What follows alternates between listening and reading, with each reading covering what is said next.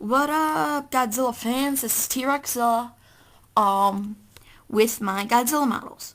We've already gone through Destroya, which you can kind of see the big one with the wings in the background, with the horn and everything. And Burning Godzilla, which is the Godzilla with like the yellowish, reddish. Next we are going with Godzilla from the 1990s. And yes, he does have a miniature. So let me just grab him out. We're gonna need this little one. Oh, there goes Milla. And then we're gonna have to go with this big old boy. Let's just scooch him up. I really don't need just the camera, cause yeah. But here they are, Godzilla. This is the original Godzilla. The 1990s, 50s, whatever. It's in the 19s. So, this is the original Godzilla. And now, with the 2000 versions, they made him look more evil, more bad. So let's start with the miniature version. Same as usual.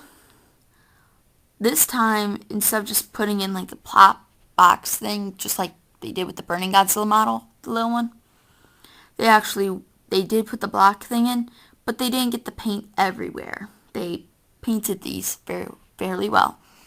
You can move the tail, so the feet, you can kind of move them back. It's hard. It's kind of hard. And this one actually does have articulation.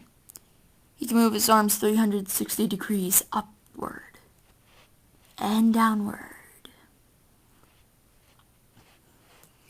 But what's cool with this model is, Godzilla lost his arm.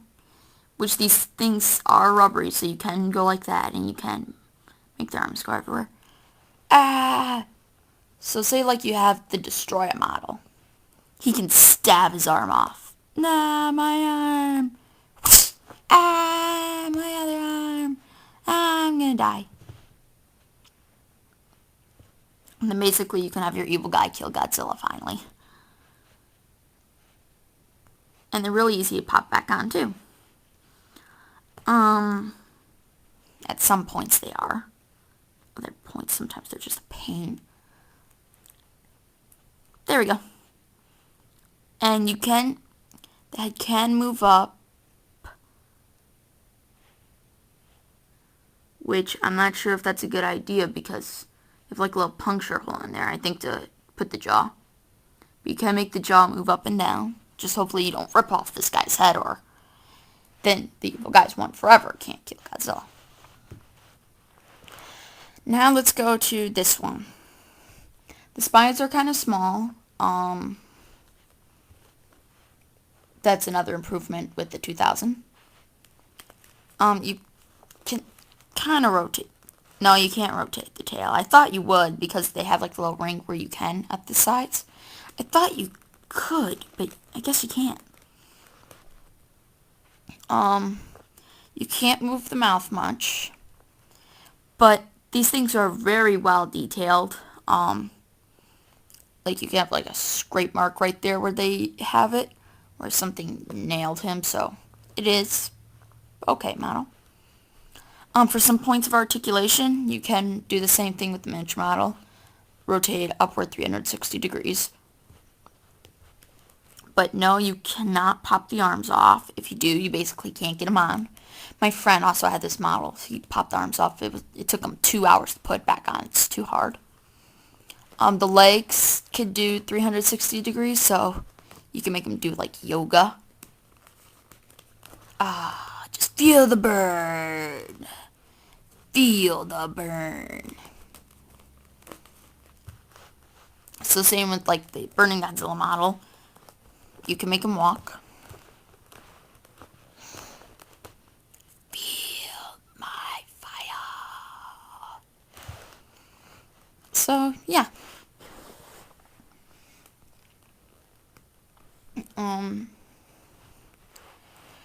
They're both very well detailed.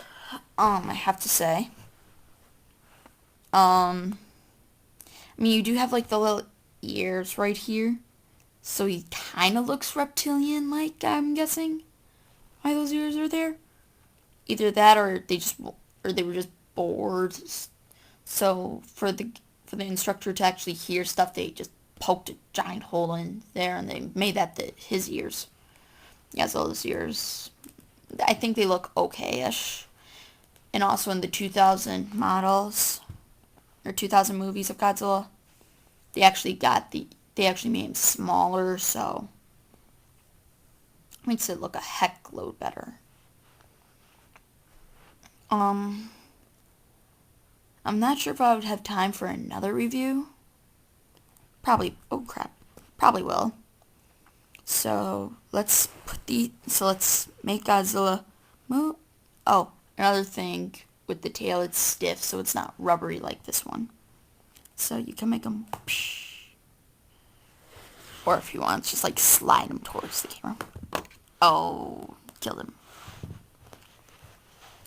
So let's just move the Godzillas, and let's bring out Mothra. And I do not have the bigger models. If you have the bigger models, please get me the bigger models. Please tell me where you got the bigger models. But now we have Mothra. And actually Godzilla from the 1950s, 90s, whatever, actually battled Mothra. First, let's look at larvae form. You can just like bring that down just slightly. That's about it. Oh, and these little horns, if you want to push them in, you can, but just slightly. Don't want to break it.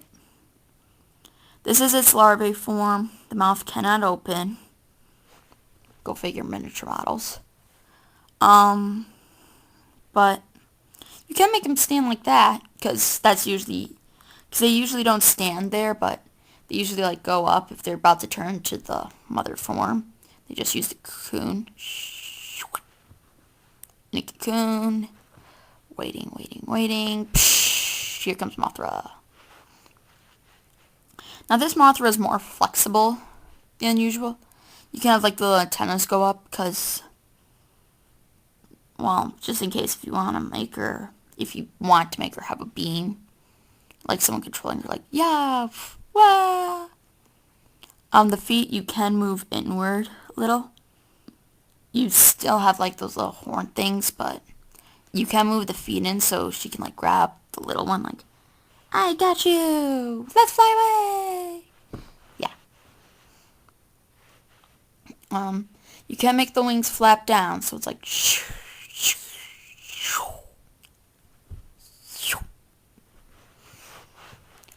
the design is actually really well. The only complaint I have is the like little ring thing here. It was supposed to be different because Mothra had only like one like red ring, and it has like 3 or 4 with a giant red dot.